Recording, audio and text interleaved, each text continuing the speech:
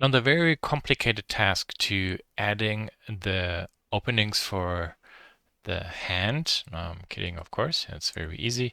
It can simply be done via a rectangle and somewhat rounded edges. This is not a circular rounding, as we can clearly see. And then also here we have some holes, but here in the front we actually have a wire that will go through it, and I will show you how we can even model a wire and pose it. Okay, good. So Shift S, cursor to world origin, Shift A, then we will do we do a cube? Yeah, we can work with a cube. Okay. In object mode, we scale the cube down. Then we move it to there. S and X. Okay. Maybe a little bit to there. S and X. Good. Bring this cube up. I'm trying to put the object center point kind of like on the mesh. That is good. And then I will do the following: S and Y, and then I will rotate it along the x-axis. I don't know by how much, but I want to rotate it along x so it looks like this is perpendicular to the surface. Is it, in my case? Yeah, like this. Okay, let's go to local view, and we can see Z is super long. Well, we can make Z maybe a centimeter or two. Okay.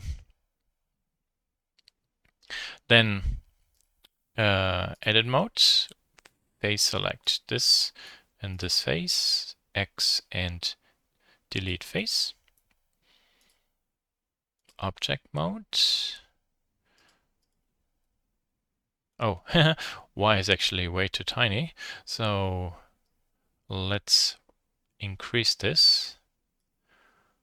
Then I can slide this up a little bit more. So Y maybe 4 centimeters. Yeah, that looks good. Just a little bit. Now it can actually be wider. X is maybe 10. Yeah, 10 centimeters. Okay. 4.5. 4.25. Happy medium. Very good. Control A and apply scale. Do not apply the rotation.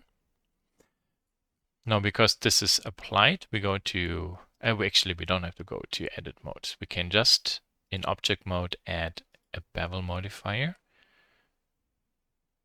and say Y is actually 4. So what about 2 centimeters? Oh, that's actually too much. 1 centimeter, that's okay. 10. Very good. Maybe 1.5. Ah, we're getting closer. Yeah, right click in object mode, shade smooth. Very nice. Then we can call this hand opening. Hide this, show this. We will add a mirror modifier along Y. So the end result is a mesh with these two, or it's an object with the mesh of these two sides. And that is super useful because we can first actually fix this rotation. It's more 52 in my case. And then the other side is fixed. And then we select our sled, Control S and save. Add another Boolean modifier, difference, and then we select hand opening. Ta-da, cut it out. Pretty cool.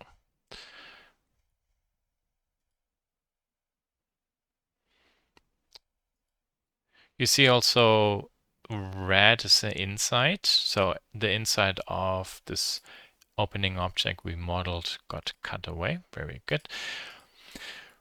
But we would like to add actually material thickness here first.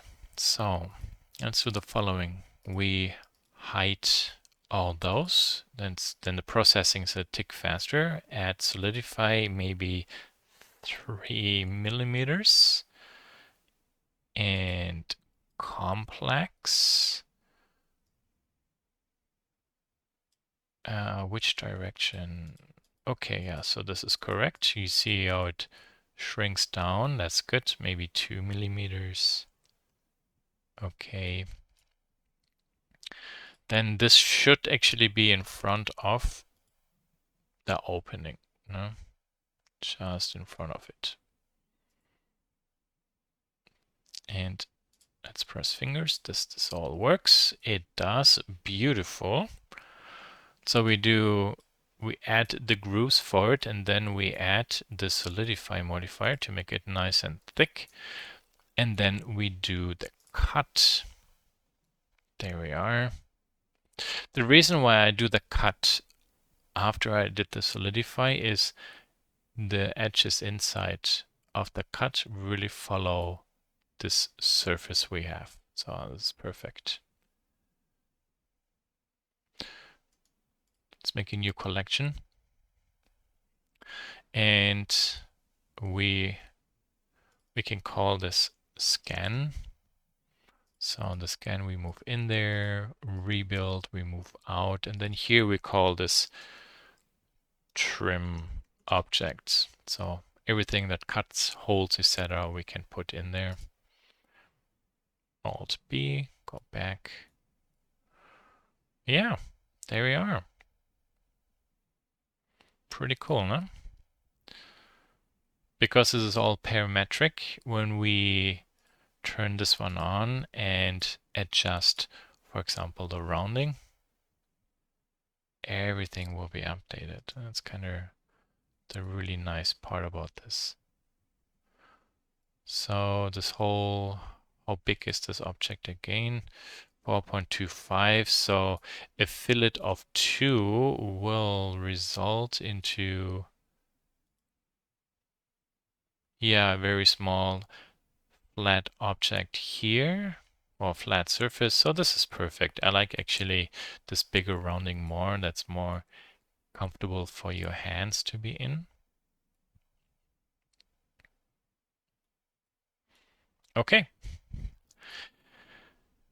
Then the back openings we will skip, but we would like to have openings here in the front. Maybe let's take a look at the scan. Hide this one, Control S and save. Shift S, cursor to world origin, Shift A, circle. Yeah, 32 is fine. And this is maybe 2 millimeters. See in wireframe mode. Oh, 2 millimeters, not centimeters. G, move this to here. Oh, yeah, that's way too small. S and scale. So maybe a 1.5 centimeters. Okay, yeah, that looks good. It has a scale factor, apply scale. Then go to your side view, top view. Actually, I position it where I think it should be. There, very good. Then I can call this circle hole and show my rebuild, hide my scan, bring this one down. See here again, I meet up the midpoint with my mesh, then R and rotate, local mode, bring this up, go into edit mode, point select, E, Z, and then that should actually be Z local. You saw that here, Z local or global. You see how this rotates. Very good. Maybe a little bit more down. Alt this edge, left click, go up. One quick check for the geometry. Very good. Red is inside. In case red is not inside, select everything and then we go mesh, normal, calculate outside. With everything still selected, shade smooth and object mode. Now we will say mirror along Y here. Put this one into trim. And we will add another Boolean circle hole. Oh, interesting. Where is it not popping up?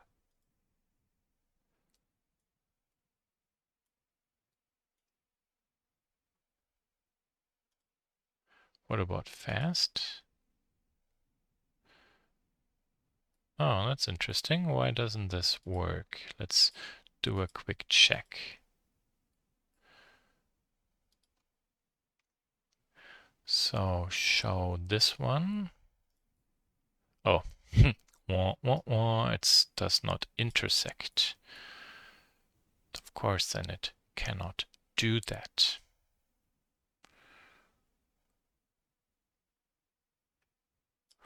Okay, good. So select this one again. Turn on the solidify modifier. Okay, very good.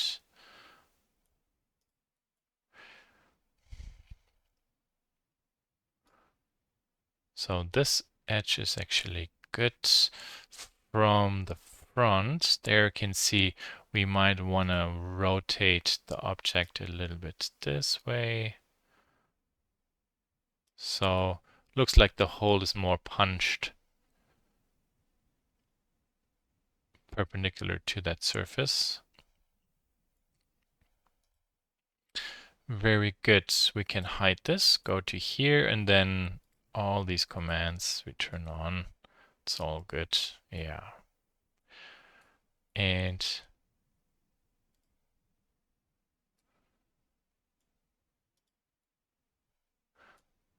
or not. Interesting. Exact. There we are. I will use the exact basically because it generates better mesh quality. In case you have an issue like we had this with the track, then try the fast. But yeah, so there we are.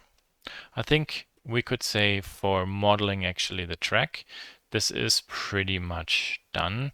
Again, you saw how fast this was to explore everything. The cool thing is all the geometry we modeled here is not a waste of time. That is the whole idea about why I also teach you Blender and Fusion together. All these surfaces can be brought over to Fusion. Then we convert it into a surface Fusion likes, and then use pretty much the same commands to rebuild then a NURBS geometries, which is very precise, which an engineer would use to create the manufacturing data. But again, Fusion does not have all the modeling tools Blender has. So for the planning or conceptual exploration, Blender is better. And then in Fusion, there we later have the precision to finish it. That's also the reason why I don't think something like SketchUp is a good app for industrial designers to learn, because essentially everything we do in SketchUp stays in SketchUp. It's like Las Vegas. But in Blender, it's not.